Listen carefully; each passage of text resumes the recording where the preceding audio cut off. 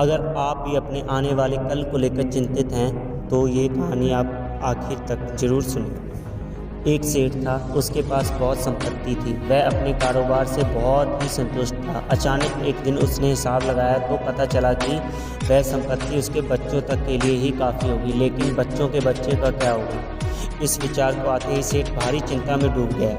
संयोग से उन्हीं दिनों महात्मा बुद्ध उस नगर में थे। सेठ उनके पास पहुंचा और बोला, महाराज, मुझे इतनी संपत्ति चाहिए कि मैं भोगूं, मेरे बच्चे भोगे और बच्चों के बच्चे भोगें, और फिर भी वह संपत्ति खत्म ना हो। बुद्ध ने कहा, ऐसा ही होगा, पर उसके लिए तुम्हें एक काम करना पड़ेगा।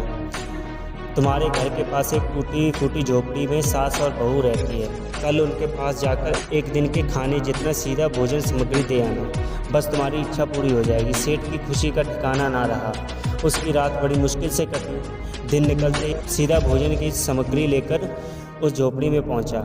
उसने देखा सास ध्यान में लगी है, बहू झोपड़ी की सफाई कर रही है। सेठ ने बहू से कहा, ये लो, मैं तुम्हारे लिए दाल, आटा, घी, नमक लाया हूँ। बहू ने निगाह उठाकर उसकी ओर देखा और बोली, हमें नहीं चाहिए, हमारे पास आज के खाने के लिए है। सेठ बोला, तो क्या हुआ? सेठ ने कहा, कल काम आ जाएगा। बहू बोली, हम अगले दिन के लिए संग्रह नहीं करते, भगवान हमें रोज देता है। यह सुनकर सेठ अवाक रह गया। सोचा, एक और ये लोग हैं जो कल की चिंता नहीं करते, और दूसरी ओर मैं हूँ जो बच्चों की चिंता में मरा जा रहा हूँ। उसकी आंखें खुल गई। फिर उसने धन की लालसा नहीं की। अब उसे महात्मा बुद्ध की बात समझ में आ गई कि उन्होंने उसे झोपड़ी में क्यों भेजा।